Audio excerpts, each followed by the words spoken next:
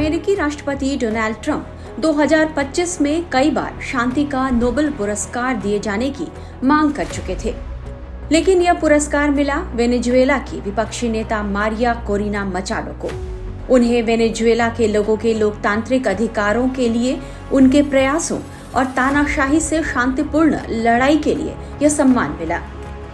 लेकिन Nobel committee के इस फैसले को लेकर ट्रंप ने नाराजगी जताई। वह खुद को पुरस्कार न देने के लिए नोबेल कमेटी और नॉर्वे की सरकार को निशाना पर लेते रहे।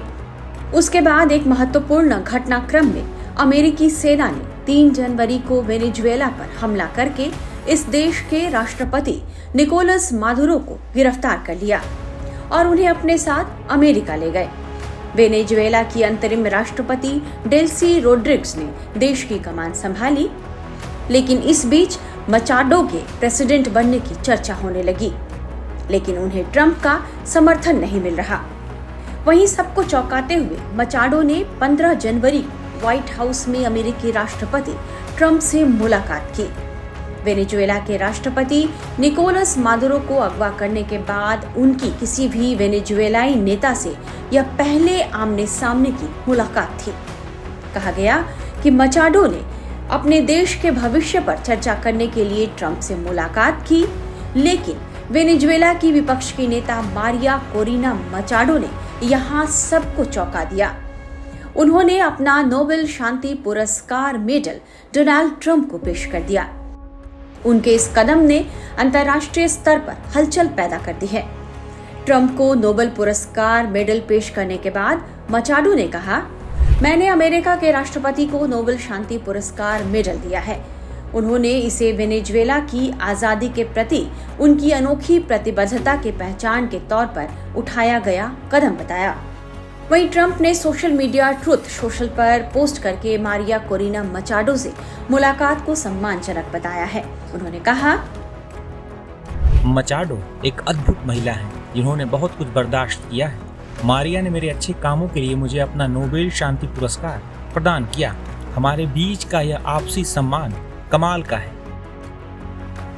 दूसरी ओर मचाडो के इस कदम पर नोबेल कमेटी ने पहले कहा कि नोबेल पुरस्कार की घोषणा हो जाने के बाद इसे रद्द नहीं किया जा सकता और न ही इसे साझा किया जा सकता है, न ही किसी को हस्तांतरित किया जा सकता है। यह निर्णय अंतिम है और हमेशा के लिए मान्य रहेगा।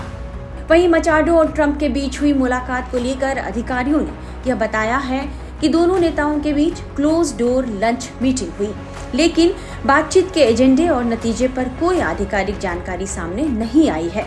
हालांकि समझा जा रहा है कि वेनेजुएला के अपदस्थ राष्ट्रपति निकोलस मादुरो की गिरफ्तारी के बाद जिस तरह वहां सत्ता समीकरण तेजी से बदल रहे हैं, विपक्षी नेता और नोबेल शांति पुरस्कार विजेता मारिया कोरिना मचाडो वेनेजुएला की सत्ता पाना चाहती हैं और इसलिए वे अमेरिकी राष्ट्रपति डोनाल्ड ट्रंप को खुश करने की कोशिशों में जुटी दिख रही हैं। अमेरिका की तरफ से की गई असाधारण सैन्य कार्रवाई में राष्ट्रपति निकोलस मादुरो की गिरफ्तारी के कुछ घंटों बाद मचाडो ने यह घोषणा भी की थी कि अब आजादी का समय आ गया है।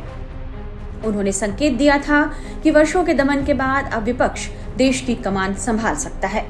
हालांकि मचाडो की उम्मीदों को उस समय झटका लगा जब अमेरिकी राष्ट्रपति डोनाल्ड ट्रंप ने यह साफ कर दिया कि उन्हें मचाडो को सत्ता सौंपने में कोई खास दिलचस्पी नहीं है। ट्रंप ने कहा कि मचाडो को न तो देश के भीतर पर्याप्त समर्थन हासिल है और न ही व्यापक सम्मान। इस बयान के बाद मचाडो की राजनीतिक स्थिति और कमजोर होती नजर आई। हालांकि जिस तरह मचाडो ने अपना नोबेल शांति पुरस्कार मेडल ट्रंप को दिया है, उसके बाद यह समझा जा रहा है कि ट्रंप अब उन्हें वेनेजुएला की सत्ता सौंपने को लेकर थोड़े नरम पड़ सकते हैं।